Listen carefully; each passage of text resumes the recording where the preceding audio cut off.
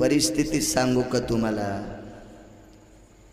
या काळात पैसा कोणाकडे जास्त आहे लोक त्याच्या पुढे वाकत आहेत. आखी ज्ञानेश्वरी पाठ करू द्या एखाद्यानं, त्यानं पायी पायी येऊ द्या, लोक त्याला आथुरणाच्या खाली जेवायला बसित. इतकी रगील जात झाली. आणि ज्याला हरिपाठ पाठ नसू द्या त्यानं 30-40 लाखाच्या गाडीत येऊ द्या, महाराज आले बाबा, महाराज आले. अरे सुंबळ्या, त्याचा हरिपाठ रिवस आहे, फक्त ते साखरेच्या पोत्यातला मुंगळा आहे. कळालं ना? त्याच्या बापान जरा जास्त माया कमील ती म्हणून ते 40 लाखाच्या गाडीत. माया नाही घ्याल बर मी. माणसं पैशावाल्याला मानते. बरं आता मानते, हा तुमचा दोष नाही. बरं तुम्हाला मी वाईट म्हणणार नाही, मुळीच नाही, मुळीच नाही. कंबर बांधून या गादीवर विनाकारण चुकीच्या गोष्टी जर केल्या तर 15 माळी गळ्यात घातल्या तरी पण गाईचं मांस खाल्लं इतकं पाप लागतं. पैशाला सलाम आजच नाही, हे विश्व निर्माण केलं पंढरपुरातल्या मालकानं. त्यावेळेस पासून धनवान माणसाला धनवंता लागी सर्व मान्यता आहे जगी. पैसा जवळ असला की जगात त्याला किंमत आहे. तुम्हाला कळेल, रुचेल, पचेल असं एक उदाहरण सांगू. पैशावाला माणूस जर मेला त्याच्या मातील पैशावाले लोक जातील. हे तर तुम्हाला कळत ना, आहे का नाही? श्रीमंत माणूस गेला की त्याच्या मातीला गरीब जात नाही असा विषय नाही, पण श्रीमंत जातेतच. आणि श्रीमंत माणसाच्या मातीला गेलेले श्रीमंत मसन वाट्यात पण खाली बसत नाहीत. मी श्रीमंताच्या मात्यात टीव्हीत पाहिल्या, तर त्यांच्या मातीला मौतीला गेलेली माणसं मशानभूमीत पण सोपे असते. मी मंच तर सांगत नाही का, धनवंता लागी सर्व मान्यता आहे. म्हणून मला असं वाटतंय महाराजाच्या उक्तीनुसार तरुणांनी काम केले पाहिजे. जे वाटेल धंदा येईल, कोणी नोकरी असेल, शेती असेल, व्यापार असेल, काय काय काय, कोणी राजकीय क्षेत्रात असेल, सामाजिक क्षेत्रात असेल, कुठल्याही क्षेत्रात तरुणानं पडायचं आणि आपल्या पोटाच्या खळगीपुरतं काम करायचं. हरि का नाम पेट का धंदा न करे व मूर्ख अंधा. पोटासाठी जो काम करीत नाही महाराज त्याला मूर्ख अंधा म्हणले. आंधळा माणूस आहे तो, आंधळा. काम करायलाच पाहिजे. जो आपल्याला उद्योग येईल ते द्रव्य जोडायचं. पैशावाल्याला किंमत आहे. श्रीमंत राजा नाव सांगितलं नारदानं मंगळवेढ्यामध्ये. चोखोबाराय नावाचे वारकरी आहेत, त्याच्याकडे गेले की तुमचा आम्र शुद्ध होईल. काय वानवाता न पुरे वाणी. 33 कोटी देवाचा राजा इंद्र, त्याने विचार केला त्याला घर कस काय, झोपडे. झोपड्यात बसायला काय, काहीच नाही. खाला काय, लोकांनी दिलेलं ताकन शिळ्या भाकरी. इंद्र म्हणला मी सोन्याच्या नगरीत राहतो आणि एवढ्या मोठ्या श्रीमंत राजानं दुसऱ्याच्या शिळ ताकन शिळ्या भाकरी खाणाऱ्या महाराजाची तर मी कसं जाऊ. नारद म्हणले मरण नको जाऊ, तर मग हे अमृत नाही शुद्ध होणार. आणि इंद्राला अहंकार येऊ नये असं काय नवले. आमच्या इथे एका पोराचं लग्न होतं. त्याचं लग्न गावापासून 15 किलोमीटर अंतरावर बैलगाड्याचा प्रवास. तेव्हा कमांडर गाड्या होत्या. माझा जन्म नव्हता तेव्हा, 80-83 जन्म आहे. आणि कमांडर गाड्या नुकत्याच होत्या. आणि ती कमांडर गाडी फक्त त्या पोराच्या बाप ज्याची इथं कामाला होता त्या मालकाला आणि मालकिनीला कमांडर गाडी, आणि पोराची माय बैलगाडी. तिथे गेल्या ढोळी शिपीत झालती फुफुट्याने. पण नवरदेवाचा बाप ज्याची इथं महिन्याने कामाला होता त्या मालकाला आणि मालकिनीला कमांडर गाडी. आता लग्न जांभळी खाली लागलं रानात. कशात मंडप होता तिथं योगेश, बसायला नाही, काय नाही, काय नाही. आणि त्या पोराच्या बापाची मालकीन 22,000ची पैठणी नेसून लग्नाला आली. खाली बसायला नसल्यामुळं लग्नात बसलीच नाही. 9 घंटे उभीच. घरी आल्यावर ताठून मेली. हो, एकीकडे नवरदेवाचा सत्यनारायण, तिकडे ती मेली. मग 22,000ची पैठणी नेसली तर लग्नात बसत नाही, इतका फुगीरपणा. तर ज्याला गाव सोन्याचं होतं ते जातक चोख भरायची. पण गरज मोठी चित्र असती. नारदान सांगितलं, राजा मी भजन करणारा संन्यासी आहे. हा, मी भजन करतो ते पैशासाठी नाही. खिसाच नव्हता नारदाला, शर्टच नाही तर खिसा कशाचा? जमीन नाही, बँक नाही, खिसा नाही, काहीच नाही. मुक्काम जिथं पडन त्या मंदिरात झोपायचं. दिलं कोणी मागायचं आणि खायचं, आराम करायचा. सकाळी उठून वाहत्या पाण्याला आंघोळ करायची, चलत राहायचा. असा संन्यासी. मी तुला खोटं कशाला सांगू राजा? जा त्या महाराजाकडे गेलं की तुमचं अमृत शुद्ध होतं.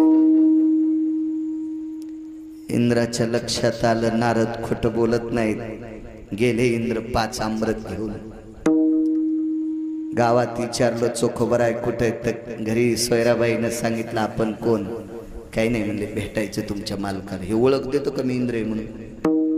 भोगीर सोसायटीचा अध्यक्ष, ते कशाची ओळख देतो? बाई कुठे चोखोबर आहे? मी चोखोबर आहे म्हणायलो. बरं, तो राय नव्हता म्हणला. मी नाही म्हणत. चोखोबर आहे लय मोठी संत आहे, फार मोठी संत. राजो, कुळात कोण्या जन्माला आले याचा विचार नाही करायचा, त्यांचा अधिकार किती मोठा होता हा तपासा. वारकरी संप्रदायात जातील किंमत नाही, आचरणाला किंमत आहे.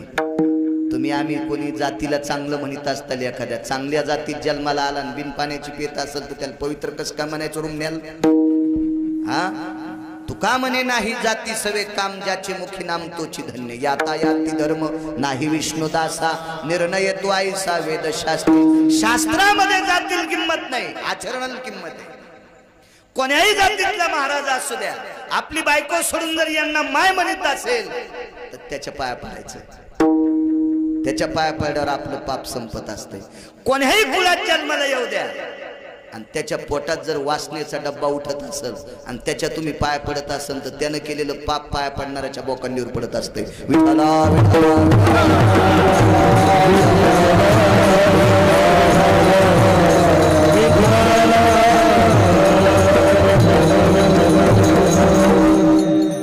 म्हणे इथून काही अंतरावर लिंबाचं झाड आहे. चंद्रभागेच्या तीरावर त्या झाडाखाली आमचे मालक भजन करते. बसले विमानात. पुष्पक नावाचं विमान होतं, ते कोणाला दिसत नव्हतं. गेले, पाहिले लांबून चोखोबर आहे, गुडघ्या इतकं धोतर होत. एका धोतराचे 3 तुकडे. चोखोबरायला धोतर देत होती बहीण, श्रीमंत बहीण होती. त्या बहिणीचं नाव होतं निर्मळा. मेहुणा राजा गाव होतं विदर्भामध्ये. मेहुणा राजा नावाचं गाव आहे. तिथं शासनाने आता चोखोबरायचं मंदिर बांधण्यासाठी 4.5 कोटीचा निधी दिला. त्या परिसरातल्या राजकारणी माणसांनी भांडून निधी आणला. हो, महाराज किती जरी भांडले तर निधी मिळत नसतोय. राजकारण्यांना त्याला 4.5 कोटीचा निधी. आपण हार घातला नाही का त्या पुढाऱ्याला? तर ते म्हणले, महाराज तुम्ही परभणी जिल्ह्यातले, आम्ही विदर्भातले, तुम्ही हार कस काय घातला? म्हणलं, दादा तुम्ही भांडल्यामुळे आमच्या चोखोबरायचं मंदिर होतंय. तुमची कृपा आहे, तुमची कृपा आहे. हार घातला मी त्यांना. श्रीमंत बहीण नाना चोखोबरायला झोपडवत राहिला. पण चोखोबरायच्या बहिणीच्या बैलगाडीला सोन्याच्या शिवळा होत्या टाकल्या. सोन्याच्या शिवळा होत्या. काय श्रीमंती असेल. दिपाळीत बहीण आली, भावाला म्हणायची, दादा हे मी आणलेला धोतर जोडा राखी समजून सब घ्यायचा. चोखोबराय म्हणायची, ताई बहिणीच्या घरचं भावान घेत जाऊ नये. नाही म्हणे, दादा ही राखी समजून घ्यायचा भाऊबीजीला, राखी पौर्णिमेला. तर लोकांचं काम करत असताना नागमणीचे धोत्र होते, ते फाटायचे म्हणून 2 धोत्राचे 6 धोत्र करायचे आणि फक्त गुडघे इतकत नेसायचं. अंगात निमस्ती नाही, काय नाही. कुठं जर लांब गेले तर निमस्ती घालायची. निमस्ती कळायची नाही जीनच्या पॅन्टीवाल्याला. बनेन त्या काळातली बनेन. 2-4 हाताचं खराब झालेलं कपडा पांढरा पागुट म्हणून बांधायचे. वातावरणाच्या तडाख्यानं काळबुंद झालेलं शरीर, हातामध्ये चिपळी आणि भजन करीत होते. चोखोबर आहे भजन. पकवाद नाही बुवा, पेटी नाही, विना नाही, कोणी म्हणायला नाही महाराज माग, एकटाच महात्मा भजन करायचा.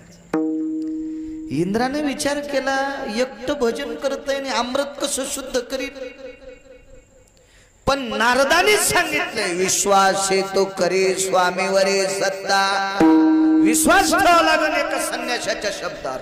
हा, आणि ज्या लिंबाच्या झाडाखाली चोखोबराय भजन करत होते, त्याच लिंबाच्या फांदीवर देवेंद्र बसला. खाली बसायला पाहिजे, वरी बसला. 2-3 मिनिटं भजन ऐकलं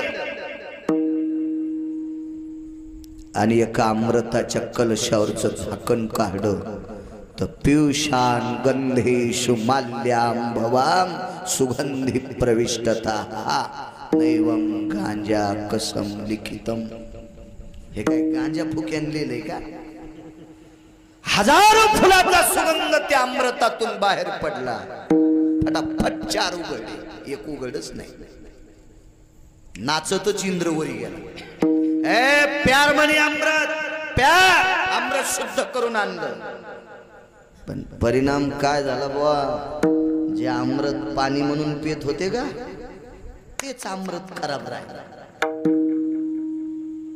4 अमृत शुद्ध झाले. तृष्णा जायते निहान हितार्थायाम यतम कटत्वाम पियुषा. ते मात्र कडवट राहिलं, ते घाणेरडं राहिलं. नारदाला बोलून घेतलं.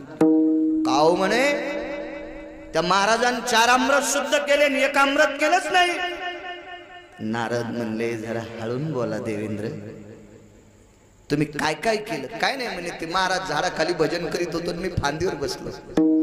वाक्य ऐकत असताना नारदाचे डोळे नाही रडले, काळीच रडत होत. काळीच. राजा, अरे राजा, तो सामान्य महात्मा नाही. या महाराष्ट्राच्या मातीत किती जरी कीर्तनकार असतील, तर त्यांना बुक्का लावण्यासाठी आणि हार घालण्यासाठी माणसं जातात. माणसं एकटे भजन करते रे राजा, पण त्या महात्म्याला बुक्का लावण्यासाठी जगाचा बाप जातो. इतका मोठा महाराज येतो आणि तू वरी फांदीवर बसला. खाली बसता नाही आलं तुला. चुकलं नारद. पुन्हा काय केलं? काहीच नाही. 2च मिनिटं भजन ऐकलं, कलश उघडून पाहिले, सुगंध आला, वापस आलो. पाया पडला नाही. इंद्रा, वापस जाऊन जोपर्यंत पाय पडत नाहीस तोपर्यंत अमृत शुद्ध होत नाही. उपकाराची फेड उपकारान करा. अतिवृष्टी झाली, वारं सुटलं आणि वाऱ्यामध्ये लाईटचे पोल पडले.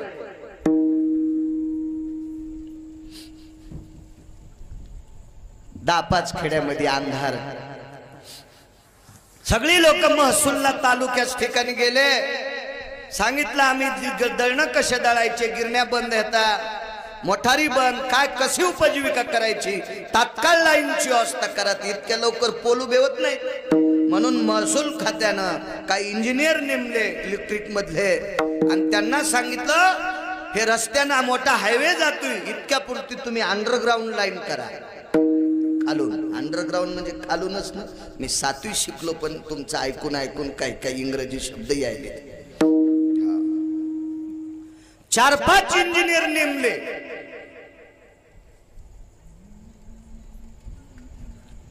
सहा छड्या गाडायच्या होत्या. 20 फुटाचा पाईप असतो ना प्लॅस्टिकचा. 6 म्हणजे 6 जोड्यावर किती फूट आले? 120 फूट त्या छड्या गाडायच्या. JCB आणली, त्या छड्या आणल्या, सुलोचनचा डब्बा आणला, JCBन चरख आणला, छडील छडी सुलोचन जोडली आणि छड्या गाडून टाकल्या. आणि छड्या गाड्यावर एका इंजिनियरची उतरली. काय समजलं? त्याची उतरल्यावर त्याच्या लक्षात आलं सगळं काम झालं, पण पाईप काढायचा होता वायर साठी आणि वायरच घालायचं राहिलं. हळूहळू सगळ्याच इंजिनियरची उतरली. हा, मग घाम चौकून आला. आता जर कलेक्टरच्या हे लक्षात आलं तर आपलं दिवाळं निघते, नोकऱ्या जात्यात आपल्या. डोक्याला हात लावून बसले. तितक्यात नेमकंच एक शेतकरी होत. त्याच्या एरीवर मोठ चालू होती. मोठ तेच हानीत होतं आणि दारे तेच धरीत होतं. जिनच्या पॅन्टीवाल्याला मोठ नाही कळत, लय मस्त ऐकायले जसे तुकाराम महाराजाची चुलतीच येते. मला काय मोठ कळत, बगाड कशाला म्हणतेत, बरा कशाला म्हणतेत, चाक कशाला म्हणतेत, कणा कशाला म्हणतेत, नाडा कशाला म्हणतेत. योगेश तुम्हालाही माहित नाही मोठ, हे जुन्या धोत्रावाल्याला मोठ माहित, तुम्हाला नाही. तुम्ही फक्त ऐकायचं ना, मस्त असं कळाला असं दाखवायचं. हे चालूपणाचं लक्षण. मी तुमच्या वयात आहे पण मला वाचवायचा नाद आहे म्हणून माहित आहे.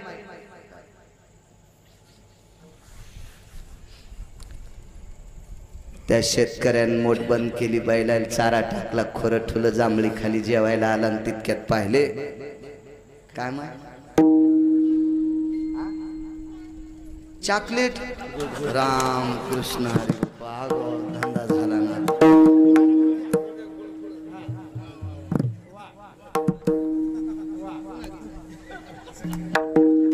येतो माया संग पोरगी एक पोरग. ए अरे इकडे इकडे ए इकडे बाप्पा काय नशिबाने वळ. हे आमदार होतं का नाही मोठं झाल्यावर. कोण गेला चॉकलेट गौशनी. ए चल बाब्या द्या त्याला. ती टाकली तिथं द्या.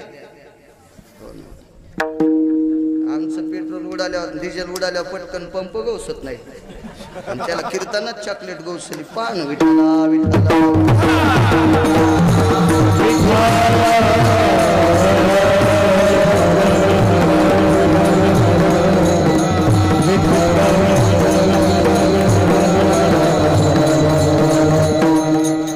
धाडशी दिसते.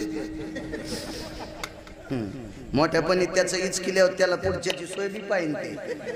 इतक्या रगील गिरगाव कराल कीर्तनात चॉकलेट मागतं म्हणलं ते चांगल्या चांगल्या मोजित होईल. विठ्ठला विठ्ठला.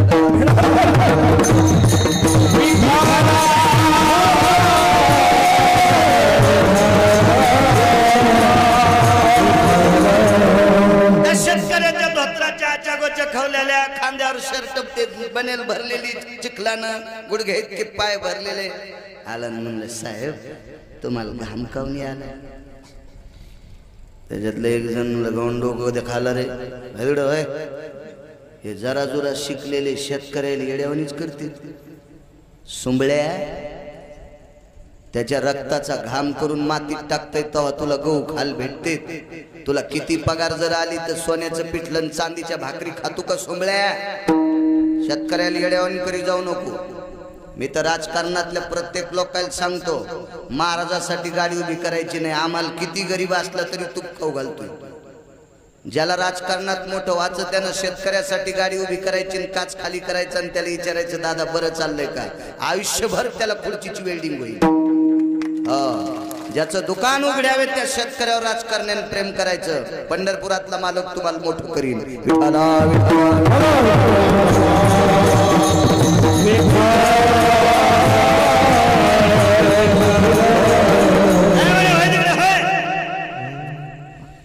ते पुन्हा जांभळी खाली गेलं ते पुन्हा शेतकरी आला. म्हणलं दादा माझ्यावर रागावू नका, तुमचं काय चुकलंय मला सांग. आमची चूक काढ येतो. कशाला तुमची चूक काढ हो, पण तुम्हाला घाम आला याच्यामुळे विचारायला लागलो. त्याच्यातलं एक जण जरा सात्विक होतं, त्याला नाद नव्हता पण संचयमुळे पेलती. लय बैल दुसऱ्या बैलाचं ऐकून चराट खाते.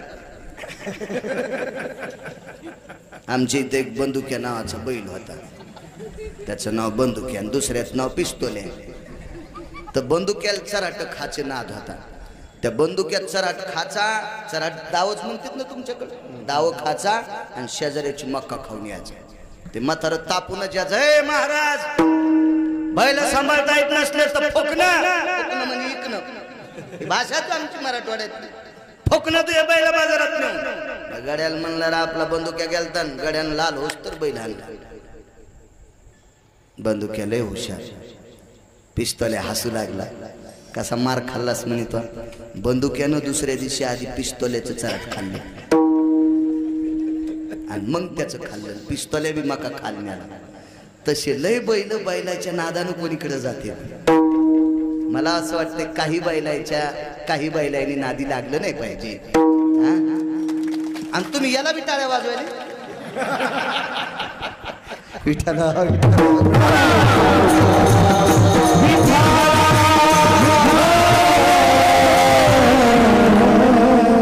विचार चांगला आहे. नादी लागलं नाही पाहिजे याच्याच तर टाळ्या होत्या. कीर्तनकारापाशी कसं बोला ते त्याच्याच हिशोबाने तर नाही. याला काय उत्तर विचारलं नाही, हे सांगत नाही. म्हणलं तुला येत होतं ना, ते म्हणला तुम्ही कंबर बांधल्यावर नादी लागायची नाही. त्यानं खरं सांगितलं तरी आम्ही तिसकच खुसपण काढीत असतो. हुशार. ते म्हणे दादा आम्ही JCB आणून सरखानला JCB गेली, पाईप जोडले, पाईप बुजले, पण वायर ववायचं राहिलं. उपकाराची फेड उपकारांकडं. मी पुन्हा बस स्टँडला ST आणतो, ताण घेऊ नका. चरित्र इंद्राचं चालू होतं. मला फक्त लांबून ST आणायचा नाद आहे. डिझेल तुमचं आहे ना. कोण्याही वाहनावाल्यानं चांगल्या रस्त्यानं वाहन न्यायचं, बस स्टँडला आणायचं. गाईनं कोणाची मका खावा पण दुधाला आणि शेणाला घरी यावं. कीर्तनकारानं किती लांब फिरावं पण आपल्या कडेवर यावं. मग तुम्हाला वायर व्हायचं का? मग ऐकता का? चला माय संग उसात. हे 4 इंजिनियर म्हणले या संग उसात. अरे बापरे. त्याच्यातलं एक जण म्हणलं चला ना, शेतकरी काय साधं समजित काय तुम्ही, चला उसात नेलं उंदीर धरायला. आता उसात बिळा असतात का नाही, पण पाणी दिल्यावर बिळात पाणी गेलं की उंदर बिळातून बाहेर येते. त्या नेमकीच 2-3 घंटे मोठ आणली होती. आता यायला कुठे उंदीर धरता येतोय. बुटन इतकाले स्वाक्षण इनी केलेल्या ते काय सोंगच न. आणि यायला कुठं काय उसाची पाचट घासू घासू घामाघूम झाले. शेवटी म्हणले तुम्ही थांबा. थुत्र भी भरले काय कायची पळडेन चिखलात. हो. आणि मग ते शेतकऱ्यानं टोपला आणलं आखाड्याहून. एक उंदीर दिसला की झाकलं, खालून उंदीर धरला. आणि मग पायपापाशी आले.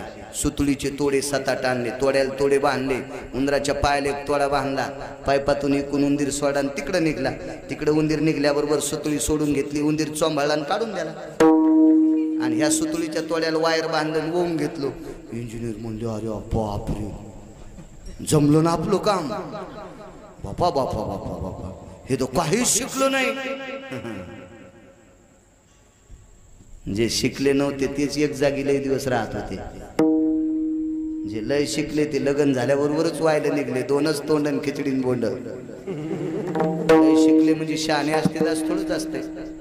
त्या म्हाताऱ्याचा मुलगा दुपारच्या भाकरी घेऊन आला. त्यानं सगळं पाहिलं. म्हणला दादा 40-50 हजार रुपयाचं बजेट होतं. यायनं पेण्यात आणि कामात घातलं. ज्याच्यासाठी काम करायचं होतं वायर ववलं नाही ते तुम्ही ववून दिलं. तुम्हाला रामराम सुद्धा घातला नाही. पोराचा बाप म्हणला गाडीत तर बसू देईल मग कळवतं काय होतं. इंजिनियर निघून घेतली की वायर उपसून घेतली. माझं मत आहे किती उपकार होता त्या शेतकऱ्याचा. 10-5 रुपये जर त्याला दिले असते जसं म्हणायचं होतं दादा उद्या रोजदार लाव मोठीला आणि तू दारे धर. काय जळत होतं यायचं घर. तसं 33 कोटी देवता उपाशी मरत होत्या. स्वर्गातले लोक मरत बी नाही आणि खाला बी काही नव्हतं. ठण ठण ठण ठण बोंबलू लागले. त्या लोकांना भाकरी द्यायचं काम कोणी केलं? चोखोबारायनं. काय होतं तर इंद्राला पाय पडायला. इंद्र दुसऱ्यांदा परत गेला आणि चोखोबाराय नृत्य करत होते. चोखोबारायला बुक्का लावला जगाच्या मालकानी. बुक्का असा भजन करत असताना ताटाला हात लागला आणि सगळा बुक्का चोखोबारायच्या अंगावर सांडला. पुरावा सापडला काय ठिकाणी. वैकुंठवासी माधव महाराज मगरांचा पुरावा आहे. त्या अंगावरचा बुक्का वाऱ्यानं इंद्राच्या अमृतावर पडला आणि अमृत शुद्ध झालं. चोखोबारायच्या अंगावरचा बुक्का सुगंधी विटेवरच्या मालकानी लावलेला. त्या इंद्राचं अमृत शुद्ध होतंय. चोखोबारायचं शरीर किती पवित्र असेल कल्पना करा. एवढा चोखोबारायने उपकार करूनही इंद्र नमस्कार करायला लाजत होता. किती मूर्खपणाचं टोक असेल या इंद्राचं. दृष्टांत संपला. स्वर्गातल्या लोकांना जीव घालायचं काम माझ्या मृत्यू लोकातल्या मंगळवेढा नावाच्या गावातील संत शिरोमणी चोखोबारायाने केलं. तुकोबाराय म्हणतात, जो साधू स्वर्गातल्या लोकांना जीव घालतोय, अमर लोक मरत नाही पण बेचैन होते, त्यांची बेचैनी दूर करायची ताकद ज्या चोखोबारायात होती, त्या चोखोबारायाची व्याप्ती सांगत असताना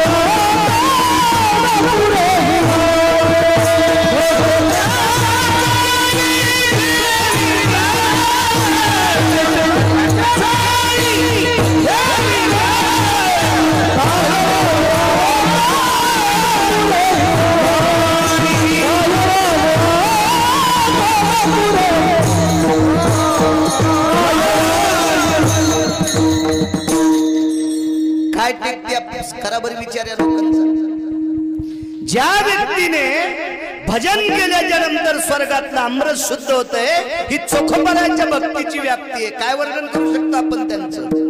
म्हणून मस्तक चरणी ठेवी तसे तुकोबाराय म्हणतात, या संतांच्या पायावर फक्त मस्तकच ठेव वाटते, इतकी व्याप्ती यांची, एवढं टोक या संतांचं.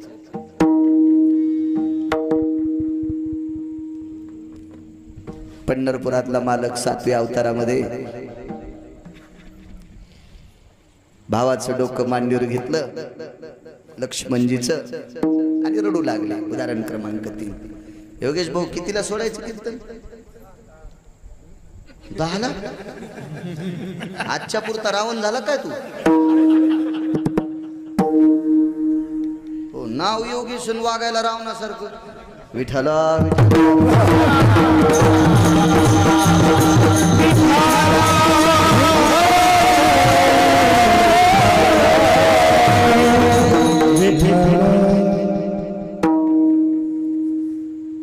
लक्ष्मणजीचं डोकं मांडीवर घेतलं, माझा विटेवरचा मालक रडत होता.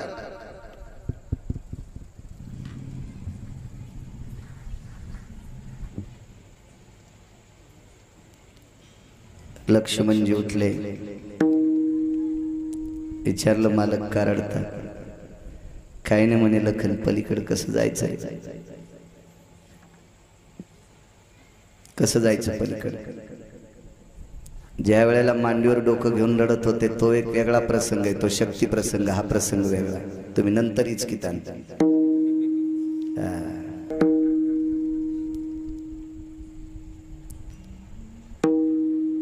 मालक का रडता? पलीकडे कसं जायचं? तर लक्ष्मणजीनं मालकाच्या कानात सांगितलं, मालक आपल्याला पलीकडे जाण्यासाठी आडवा समुद्र आहे आणि आपण समुद्राला विनंती करू. तर प्रभू रामचंद्रांनी सांगितलं, ते आपलं कशाचं ऐकत आहे? तर लक्ष्मणजींनी सांगितलं, काय ऐकणार नाही. समुद्र कोण आहे माहिती आहे का तुमचा? कोण आहे? सासरा आहे. भगवान प्रभू रामचंद्र विष्णूचा अवतार, सीता कोण? लक्ष्मीचा अवतार. लक्ष्मी कोणाची मुलगी? समुद्राची. मग समुद्र रामाचा कोण? सासरा. आणि जावायनं सासऱ्याला रस्ता मागत नसतेत का? आणि सासऱ्यानं जावायला रस्ता देऊ नये का?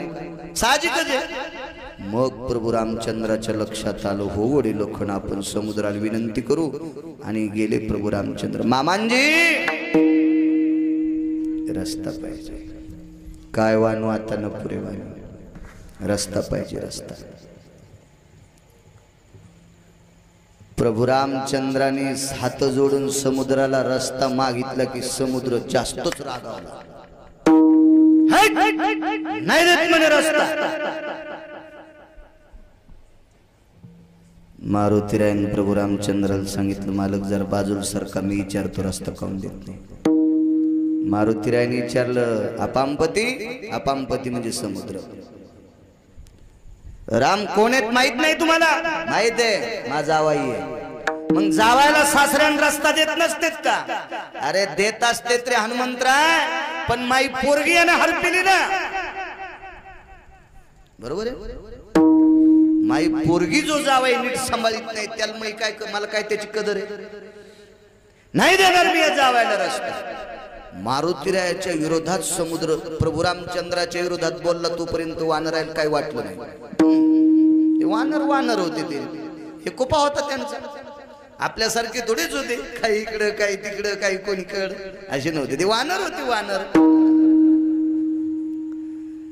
मारुतीरायाला ज्या वेळेला समुद्र विरोधात बोलला त्यावेळेला 2-3 वानर गेले. भयदंत, पुष्पदंत, साक्षीदंत, नदितनया, अश्वप्रिया, अश्वाभवम, अश्वाश्वाश्वकांती, एनम वानराराम, एनम गुलाबवेन सर्वाते, सजाति गोलमुलाया, यज्ञायते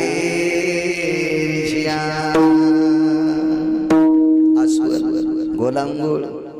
वानर हे सगळे खळवळले. त्याच्यातले मुख्य 24 वानर पुढे गेले. त्याच्यातला मेन होता पुष्पदंत. आणि पुष्पदंताने सांगितलं, पवनसुता काय समुद्राला पाणी लावता तुम्ही? काय वानवाता ना पुरे वानिया. साधूची ताकद किती मोठी आहे. मारुतीरायन पुष्पदंताला सांगितलं, येड्या आपलं याच्या संग काम आहे, याच्या विरोधात कशाला बोलायचं बापू. मतदान होस तर विरोधात जाता येत नसत.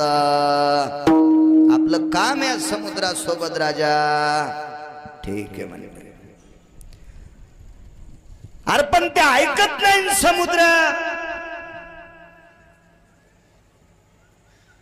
मारुतीरायन सांगितलं, तुला राजकारण कळतं का? राजकारणामध्ये क्रोध आवरावा लागतो. आणि महाराज राजकारण ऐकून एक गुण घेतला पाहिजे. इतका सद्गुण आहे राजकारणाकडं. राजकारणी स्टेजवर एकूण एकाला शिव्या देते, पण धाब्यावर भेटल्यावर एकूण एकाची बिलं देतात. हे राजकारणी लोकांचा सद्गुण आहे. आमचे लोक स्टेजवर चोंबाळीत. काय महाराजांचा गोड पकवाद होता. आणि कीर्तन झाल्यावर गाडीत बसले, येडगेळ होतं पकवादे. हे अशा इचकित्यात आमच्या जाती. हा राजकारणी स्टेजवर काही बोलते, पण एकांतात सारे गहू एकच. यांच्याकडचा हा सद्गुण घेतला पाहिजे लोकांकडून.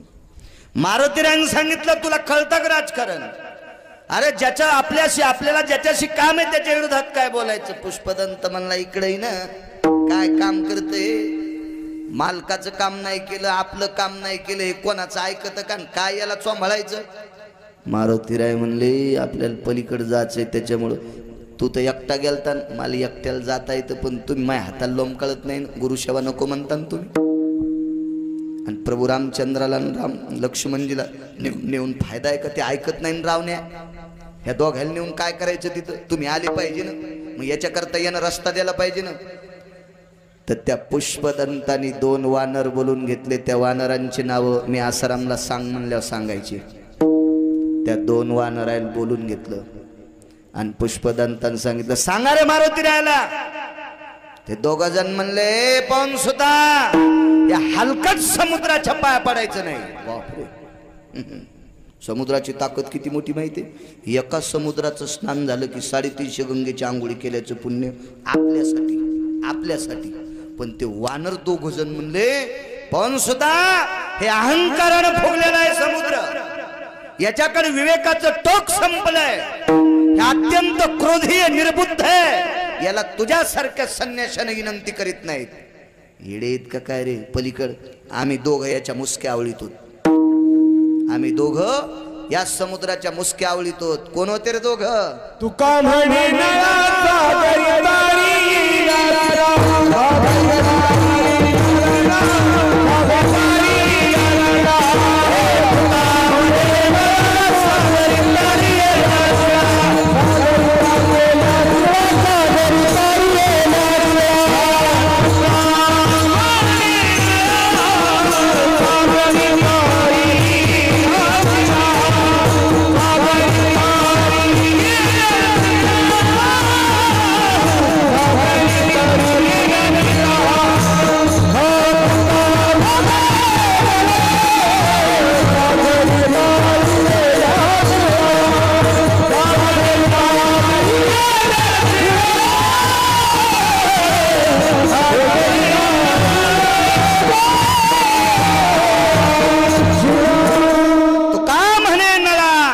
सागरी तारी येल्या शिळा, याचाच एक अनुयायी नीळ.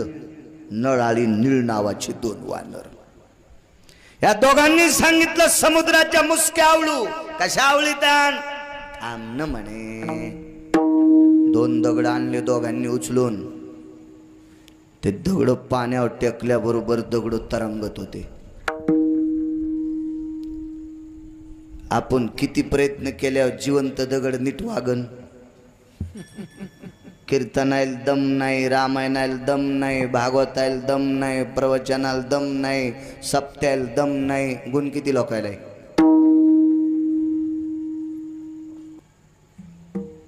दगड घेतले, दगड हातात समुद्रात टाकल्याबरोबर दगड तरंगत होता. काय भक्तीचं टोक असेल.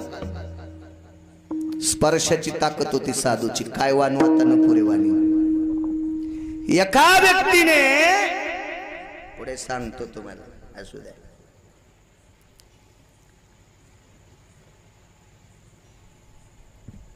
मृत्यू पावल्याच्या नंतर त्या व्यक्तीचा अंत्यविधी केला.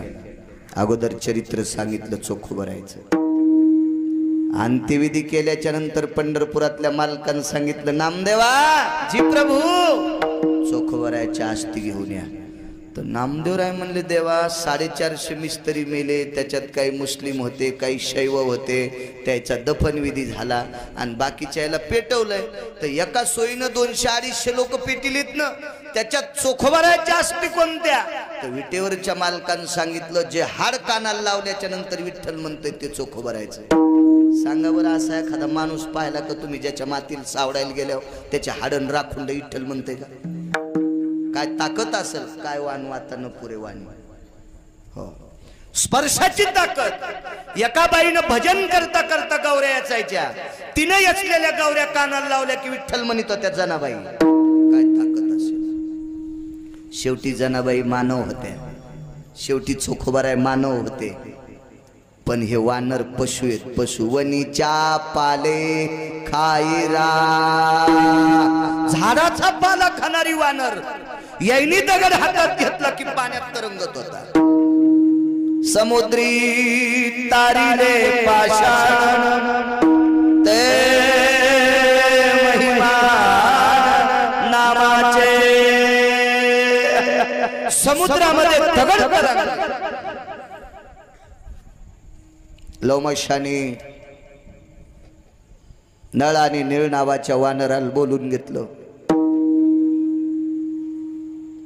हे चरित्र ऐकायला 18 संत होते. ज्ञानोबराय, तुकोबराय, नामदेवराय, चोखोबराय आदी करून सर्व संत हे चरित्र लोमशांचं आणि नळनिळांचं ऐकत होते.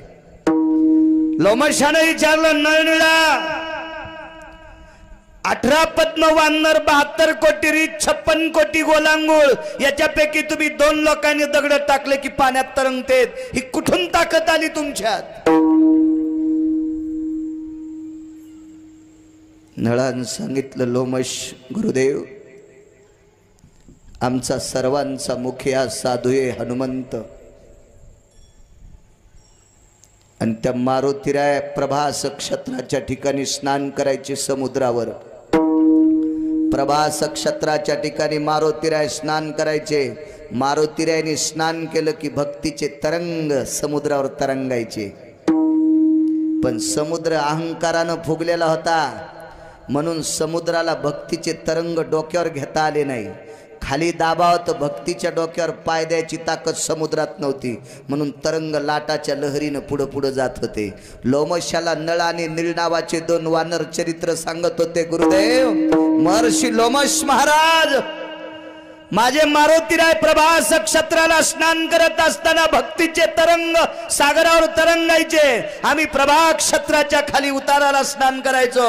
भक्तीचे तरंग वाहत वाहत वाहत यायचे आणि आम्ही स्नान करत असताना भक्तीचे तरंग आमच्या अंगावर पडायचे. लोमश गुरुदेव, ते भक्तीचे तरंग मारुतीरायाचे आमच्या अंगावर झेलल्याच्या नंतर त्या भक्तीच्या तरंगानं शरीर इतकं भक्तिमय झालं, इतकं नाममय झालं की जड असणाऱ्या पाषाणाला आम्ही स्पर्श केल्याच्या नंतर तो सुद्धा पाण्यात तरंगत होता. 100 योजनाचा सेतू बांधला. 100 योजन म्हणजे योगेश 1200 किलोमीटर. 4 कोसाचा 1 योजन आणि 3 किलोमीटरचा 1 कोस, 4 त्रिक 12, 12 गुणिले 100, 1200 किलोमीटर लांबीचा आणि 13.5 चौंग्या रुंदीचा सेतू बांधला. माझे तुकोबरा विचार करतात, माणसांना भक्तीला लावू शकत नाहीत. एखाद्या महाराजांनी जर माळ घातली आणि वाढदिवसाला त्याचा मित्र भेटला तर ते काढून टाकीतो. म्हणजे माणसाला भक्तीच्या यादीत आणू शकत नाहीत. तुकोबरा येडे नव्हते मारुतीराय, काय भक्तीच्या त्या वाटान मज दावाव्या सुभटा. भक्तीची वाट तुकोबरा म्हणतात मारुतीराय. रानातल्या पाला खाणार वानरावर तुम्ही एवढे भक्तीचे कोंब मिरवले, एवढे भक्तीचे सूत्र त्यांना जिरवले, एवढे भक्तीचे सूत्र त्यांना शिकवले, एवढे भक्तीचे मेरू त्यांना करून ठेवलं, एवढे भक्तीचे मर्मध्य तुम्ही वानर केले की ज्यांनी हातात दगड घेतल्याच्या नंतर पाषाण ते दगड समुद्रात तरंगत होता. या भक्तीच्या टोकाच्या असणाऱ्या नळ आणि नीळ नावाच्या वानरात इतकी ताकद आहे. तर यांच्यावर कृपा करणारा, यांना भक्तीचे पाडे शिकवणारे मारुतीराय साधू किती अधिकारी असतील. अशा मारुतीरायाची काय काय काय किती वर्णन करू.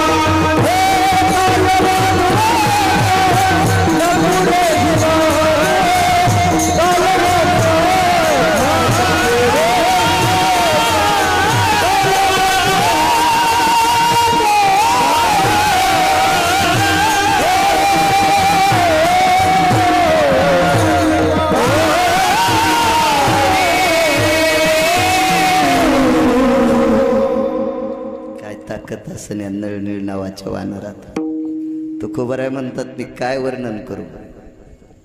योगेश भाऊ सरकतो पुढं. मागच्या वेळेस मला घरी जायचं होतं, आज मी आळंदीला जाणार आहे, कारण उद्या वारीला जाणार आहे, म्हणून तो पुढचं कीर्तन घेतलं नाही. मला पुढचं देत होता योगेश भाऊ, पण परवाल वारी आहे पंढरपूरची, म्हणून म्हणलं आजचं करतो. आनंद आश्रमात एक साधू होता. तो तुकोबाराय म्हणतात माझी वाणी पुरत नाही. त्या आनंद आश्रमातल्या साधूचं नाव होतं काशीतल्या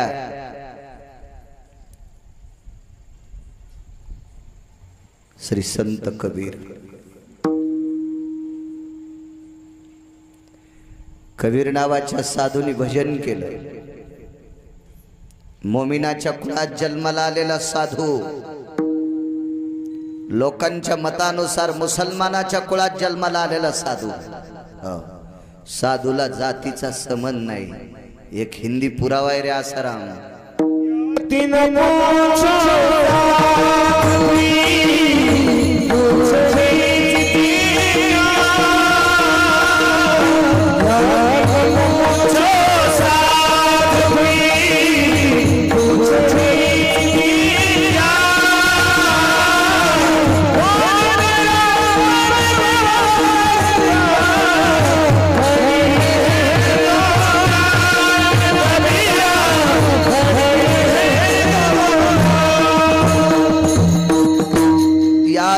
पूछो साधु की पूछ लीजिए ज्ञान, मोल करो तलवार का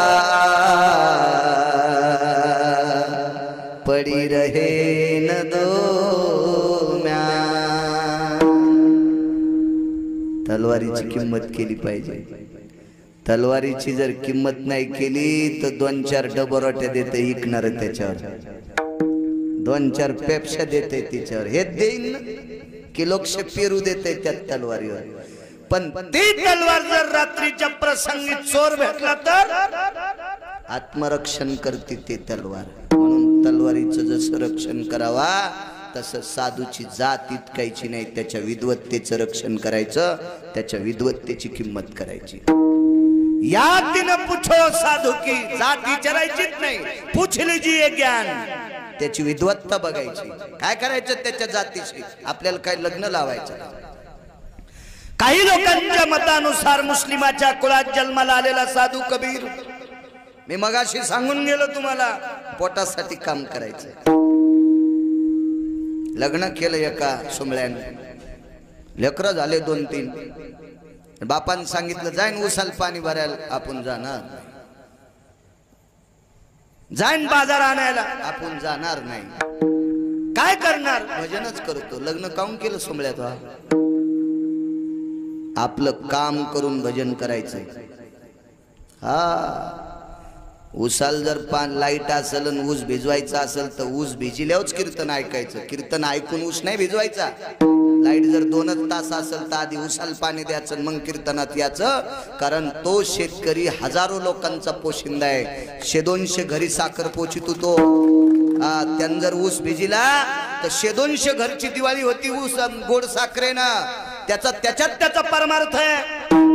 काम महत्वाचा विषय. मी गेल्या वर्षी सांगत होतो, एखाद्या शिक्षकांनी जर विद्यार्थी शिकवले आणि 100-200 विद्यार्थी जर नोकरीला लागले तर कोट्यावधी पंढरपूरच्या वाऱ्या केल्याचं पुण्य त्या शिक्षकाला मिळते.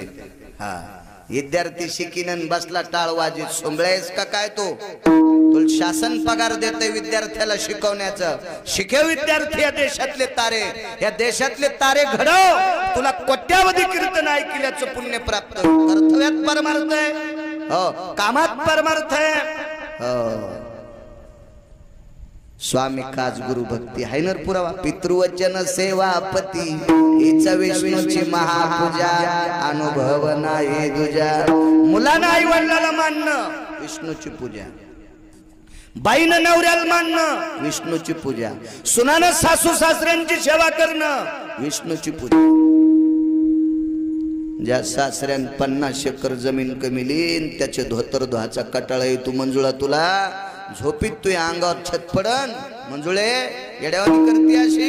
तुझ्या अंगावर भिताड पडन, तुला उकरून काढावं लागन भिताडा खालून. 50 एकर जमीन कमिली म्हाताऱ्यान त्याचं धोतर धुत नाहीस तू. हा, तळ्यात पडशीन एखादीशी. विठाला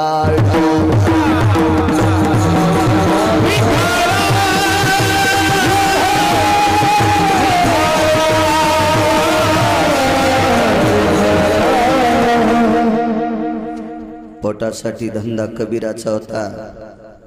कपडे विणायचे.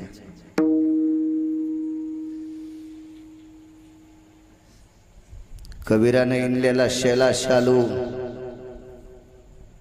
एक गालीच्या आपल्या महाराष्ट्रातल्या सोलापूर जिल्ह्यातल्या एका माणसाने विकत घेतला. घरी आणला तो शेला काय वानवात पुरेवानी. घरी शेला आणला. संध्याकाळचे दिवस, रात्रीचे 12 वाजले. संध्याकाळची रात्र, संध्याकाळचा वेळ आहे, दिवस चुकीचा शब्द केला. रात्रीचा प्रसंग आहे. रात्रीच्या मध्यरात्री थोडस ढगाळ वातावरण झालं. बाहेर टाकलेल्या बाजा घरात आणल्या. तुमचा आमचा ऐकून तो काशीला गेलता. दोघं पती पत्नी. बायकोला शेला आवडला, घेतला इकत. भरपूर पैसे बी दिले नव्हते. ते वारकरी होते ऐकणार. इतकेच येत म्हणे आमच्याकडे, घेऊन जा म्हणे, महाराष्ट्रात चाललाय. कबीरानं सांगितलं तुम्ही महाराष्ट्रातली माणसं खूप मोठे आहात राजे हो. तुमच्या महाराष्ट्रातल्या एका साधूच्या हातानं देव दूध पितो बापा. तुम्ही त्या महाराष्ट्रातून आलात, अर्धेच पैसे दानशेला घेऊन जा. काशीतल्या लोकांना साधूंना महाराष्ट्राची किंमत कळत होती. या महाराष्ट्रात जाजा साधू जन्माला आला की त्या साधूनं देवाला दूध पाजलं, मंदिर फिरिलं रे.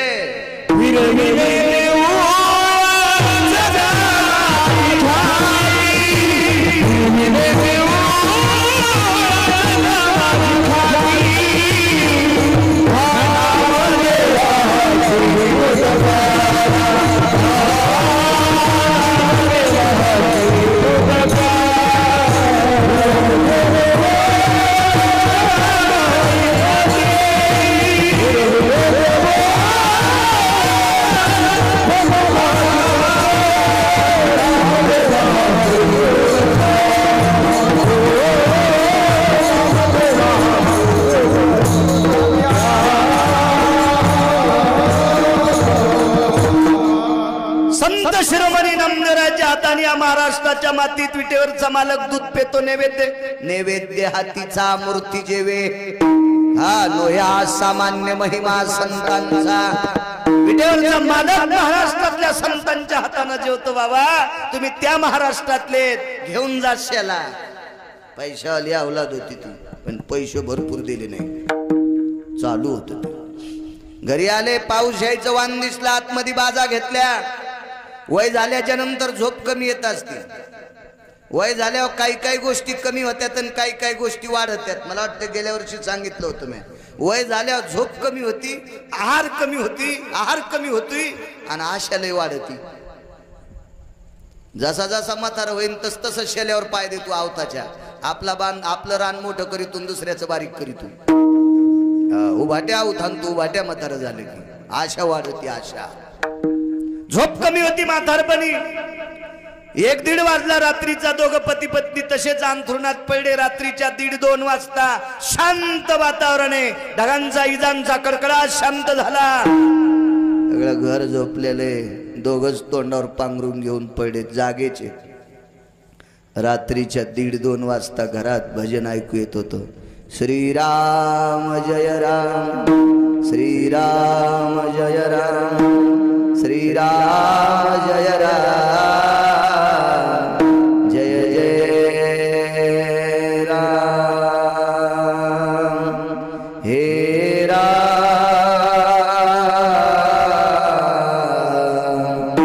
श्री राम. पटपट ती बाई म्हणली आपलं एखादं पोरगं भजन करायला काय. ते म्हणला इडी आहेस का काय. सप्ताह चालू असल्यावर पोरायला मी मामाची तर नेऊन घालतो. कारण पोरायनं गावात कोणाचं कीर्तन ऐकून, हरिपाठ ऐकून काला झाल्यावर मग पोरायला आणत होता. इतकं पाकिस्तानी होतं ते. आणि सप्त्याच्या शेवटच्या दिवशी त्याची बायको आचार्याला 2-3 पिठलं भाकरी देत होती. आचार्याला तेलकट खावाटत नाही, ते रोजच तळीत येत ना. याची बायको पिठलं भाकरी द्यायची, 2 टोपले नुकती आचार्य संध्याकाळी तिला नेऊन द्यायचं. आणि सप्त्याला रुपयापट्टी देत नव्हतो. आणि आपले पोरं भजन करते, मग करायला कोण. 4-5 दिवसाच्या नंतर लक्षात आलं काशीत एक वस्त्र घेतलं होतं ना इकत, ते शेला भजन करीत होता. ठाई ठाई सेल्यावरती दिसे राम नाम ग। ठाई ठाई सेल्यावरती दिसे राम नाम ग। शपथ पुरावा तो कबीराने इंडलेला शेला त्या धाग्या धाग्यातून राम राम राम राम असा ध्वनी निघत होता।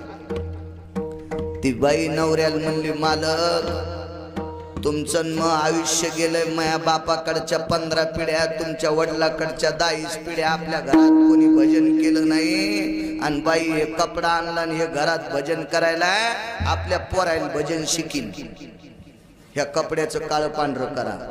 कशी बाई असेल पाहणं, पाय बांधून घोड नदीत टाकायला पाहिजे होती, निदान माशा तरी सुधारल्या असत्या हिला खाल्ल्या।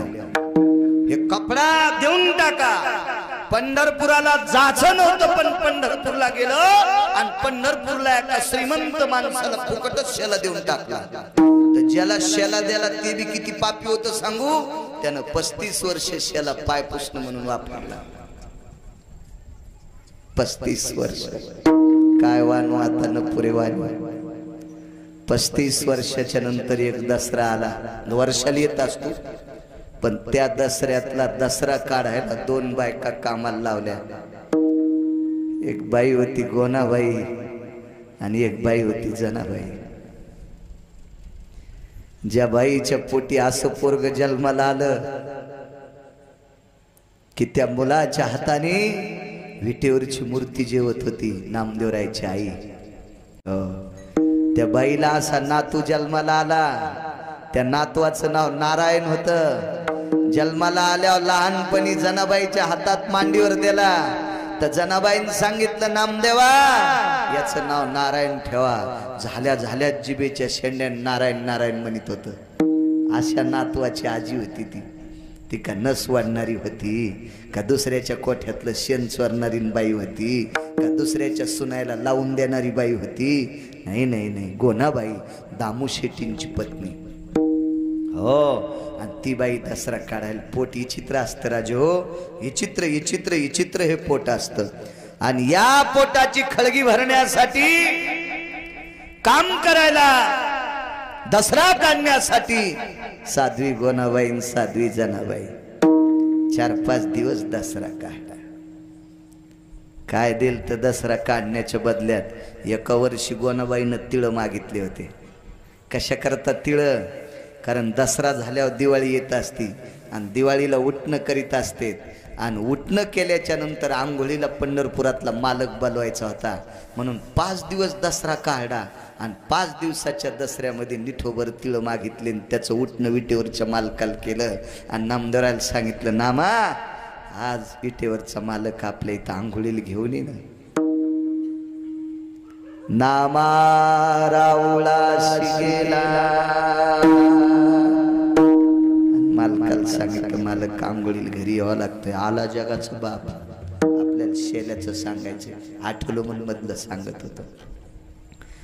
5व्या दिवशी धुणं धुतलं, धुणं वाळत घातलं, ते पाय पुसणं पण त्या श्रीमंत बाईनं धुवाल दिलं तर चंद्रभागेत।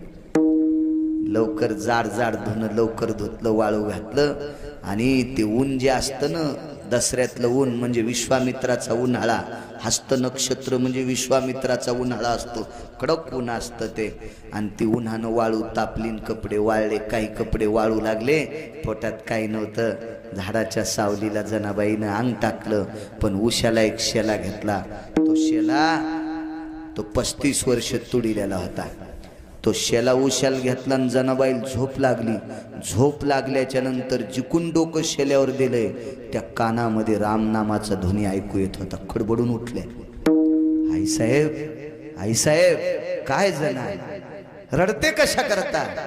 आई साहेब हे कपडा भजन म्हणायला। तो गोनाबाई म्हणल्या, जना वेडी झालीस का काय तू?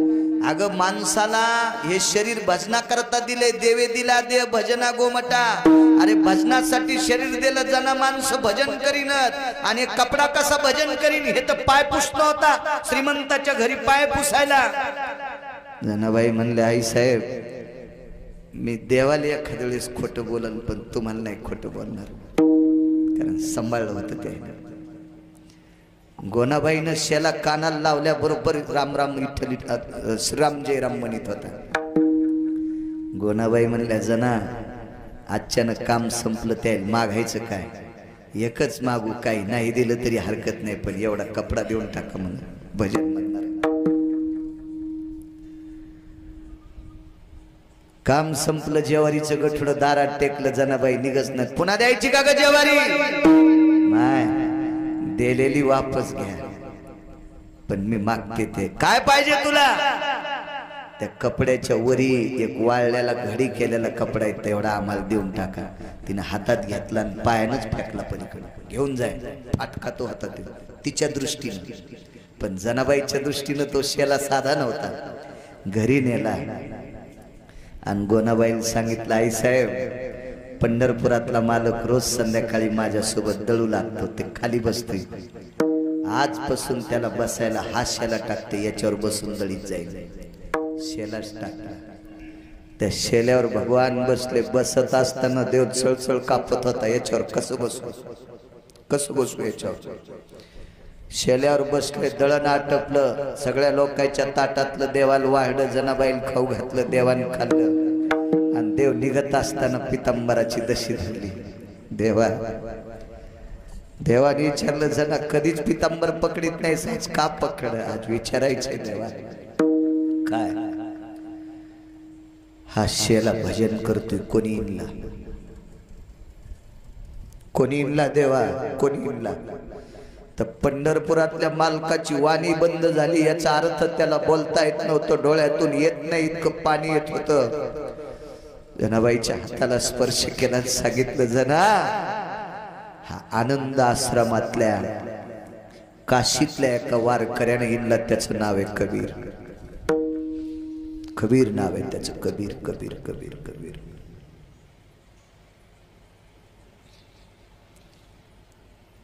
जनाबाई त्यावेळेस पासून ध्यास करत होत्यात, कबीर मला कधी भेटतील, कबीर मला कधी भेटतील. योगासा आला. एके दिवशी आनंद आश्रमावर काही शास्त्री, आचार्य, पंडित, विद्वान यांची चर्चा बसली आणि त्या चर्चेत असा विषय निघला, महाराष्ट्र में पंढरपुर नामक एक गांव है, बोले ये पंढरपुर में गोपालपुर है, ये गोपालपुर में एक जनाबाई नामक साध्वी स्त्री है. हिंदी येत नाही मला, अकरा करत म्हणतो. आणि त्या जनाबाई नावाच्या साध्वी स्त्रीनं गौरीला उपलीला हात लावला की उपली विठ्ठल म्हणते. चलो देखेंगे बोले. त्या आनंद आश्रमातले काशीतून बरेच काही योगी, तपी, अनुरागी, जपी, शास्त्री, आचार्य, पंडित, योगी सगळे पंढरपूरला आले. सोबत कबीर येत. तिला दळू लागतो म्हणे जगाचा मालक. कबीराने सांगितलं, साळी कांडू लागतोय तिला, तिला आंघोळ घालतोय.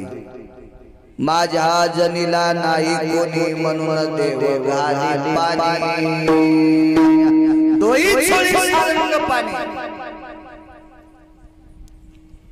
तर एक शास्त्री म्हणला, कबीरा, अरे शास्त्र वाचू वाचून पानं पलटू पलटू कांडे उघडलेत रे, पानं उलटू उलटू कांडे उघडलेत कांडे. अजून देव स्वप्नात नाही, तिला दळू लागतो, तिला नाऊ घालतो, तिला तिचं डोकं चोळतोय, तिची पाठ घासतोय, हा तिला साळी कुठू लागतोय. साळी कांडिता कांडिता घामाला पंढरीनाथा, जनी मने मुसळ सोड देवा हाताला फोड, जनी मने मुसळ सोड फोडाले देवाला फोड. साळी कुठता कुठता देखेंगे बोले, चलो. गेले सगळ्यांनी विचारलं, जनाबाईचं घर कुठे आहे? तर गावातले लोक म्हणले, त्या झोपड्यात राहते. तर ते आचार्य आणि शास्त्री, पंडित, त्या 200 शिष्य होते नाना.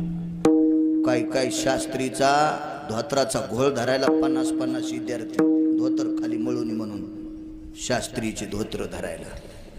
हो, 50 शिकते तिथले शास्त्री होते ते. हो, मोठमोठाले विद्वान. काही आचार्यांच्या जटा धरायला 200, काहीच्या मिशा धरायला 50-50 विद्यार्थी असे होते. हा ते शास्त्री, आचार्य, पंडित. क्या बोले, घर नहीं रहने के वास्ते। कबीरजीन सांगितलं महत्व हरवी, चातुर्य लपवी, विषय पण मिरवी आवडोनी. महाराजांचं वाक्य सांगितलं कबीरजीनं, साधू दशेन त्याच्या अधिकारान बघायचं असते, वरची दशा बघायची नसते साधूची. दिवस माळाल्या नामदेवरायाच्या झोपड्याच्या कुडाल बसले सगळे महाराज. 10:30 वाजता शेजारती झाली. आता स्वामी सुखे निद्रा करा गोपाळा, आपुला आले मनोरथ जातो आपल्या स्थळा. किलूक लावलं आणि 11:15 वाजता पंढरपुरातला मालक नामदेवरायाच्या घरी जनाबाईला दळू लागायला. तर एवढं तेज होतं भगवंताचं, इतकं तेज होतं तर ते तेज पाहिल्यावर शास्त्रीचे डोळेच बंद झाले.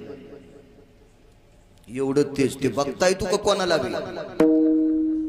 कबीरानं कृपा केल्यावर सगळ्या शास्त्रीला देव दिसू लागला, सगळ्या आचार्याला देव दिसू लागला, सगळ्या पंडितायला देव दिसू लागला, सगळ्या विद्वानांना देव दिसू लागला आणि देव बोलू लागले. देव बोलत असताना कबीराच्या लक्षात आलं हा कधी निघून जाईल काय सांगता येत नाही. कुड फोडूनच मधात उडी हाणली.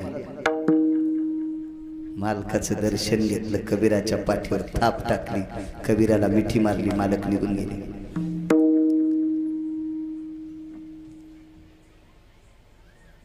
आणि मग कबीरदास जनाबाईचं दर्शन घेऊ लागले. जनाबाईनं दर्शन घेऊ दिलं नाही. जनाबाई पटकन वाकल्या. भगवंतानं खुनिलं, जना हे भजन करणारा शेला आहे ना, यानं चिंताय. पटकन डोकं कबीराच्या पायावर टेकलं, साष्टांग दंडवत घातला. पण कबीर जनाबाईच्या पाय पडत असताना जनाबाई पाय पडू देत नव्हते. कबीराचे डोळे भरून आलेले विचारलं, काय वानवाता न पुरे वाणी. कबीराने जनाबाईला विचारलं, जनाबाई मी मुसलमानाच्या कुळात जन्माला आलो, याच्याकरता पाय पडू देत नाही. तो माझ्याकडे भावच नाही. तसं जर माझ्या मनात असतं तर मी तुमच्या पायात पडले नसते. हा हो का उत्तम चांडाळ, पायी माझे कपाळ, पंढरीचे वारकरी त्यांचे पाय माझे श्री. उत्तम कुळातला आहे का चांडाळ कुळातला आहे त्याचा संबंध नाही, पण वारकरी. मग बाई मला का पाया पडू देत नाहीत. जनाबाईने विचारलं, असं काय केलंय मी की जेणेकरून तुम्ही माझ्या पाया पडता. बाई तुम्ही गौरीला हात लावल्यावर गौरी विठ्ठल म्हणते. कबीरा तुम्ही माझ्यापेक्षा मोठे आहात. गौरीला हात लावल्यावर गौरी विठ्ठल म्हणते, पण गौरी पाण्यात टाकली की विरघळून जाती. कालांतरानं गौरी विरघळून जाती आणि गौरी विरघळून गेली की नाम विरघळून जाते. 36 वर्ष झाले, 36.5 वर्ष, 35 वर्ष एका फुगिराच्या घरी आणि 1.5 वर्ष झालं आमच्या इथं. 36 वर्ष झालं हास्याला धुतलाय, तरी पण याच्या धाग्यातून राम राम धुतल्या जात नाही. हास्याला तुम्ही इनलाय. दृष्टांत संपला. भजन करता करता पोटाचा धंदा निभवण्यासाठी शेला इनला, तर त्या शेल्यावर एवढं भक्तीचं टोक उमटलं की त्याच्या धाग्या धाग्यात रामनामाचा ध्वनी निघत होता. हे म्हणजे कपड्यावर नामाची साधना करणारा एक वैराग्य संपन्न वारकरी कबीर. या कबीराची इतकी टोकाची महती म्हणून काय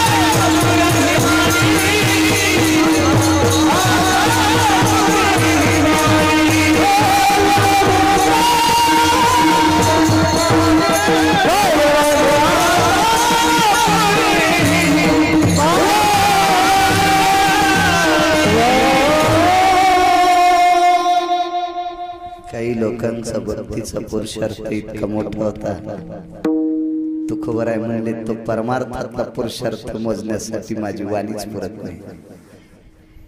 योगेश भाऊ 9:30 वाजले तरी एक पुरावा सांगतो पूर्ण विराम करतो. माणसं जेवायचीत राजा, जेवायचीत माणसं. कोणाला शुगर असते, लघुशंकेचा त्रास असतोय, लोक ऐकायलेत म्हणजे बाळ्याने इतका शहाणपणा करायला नाही पाहिजे, सोडायला पाहिजे. 9ला कीर्तन आहे का नाही? आणि तुम्हाला ऊस टाकला म्हणून पाचटी सगट खात जाऊन तुम्ही पण आहे का नाही? काय ख्याती आहे लोकांची राजू, काय वर्णन करा. 5 ते 7 मिनिटात एक पुरावा देतो. हा पुरावा भैरवनाथाच्या चरणी समर्पित करतो. मग मात्र माफी द्या, क्षमा असावी. पुरे बरं नाही वाढ तर पुन्हा तुम्ही म्हणताले रै रगील झालं कीर्तन करा. तर पहिल्यासारखं राहिलंच नाही. काय मला शेपूट आली का?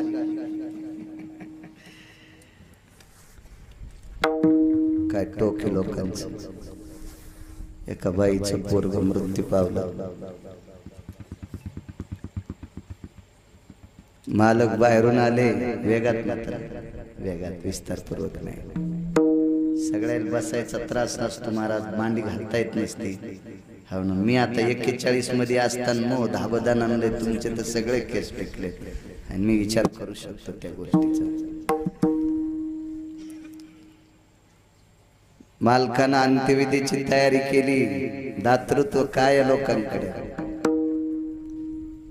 बाईन सांगितलं मालक अंत्यविधी करा, पण एक विनंती आहे. माया चिमुकल्या लेकरासाठी आपण काहीच केलं नाही, त्याच्या टाळूवर सोन्याचा पत्रा झाका. गरीब मालक होत, घरी काहीच नव्हतं.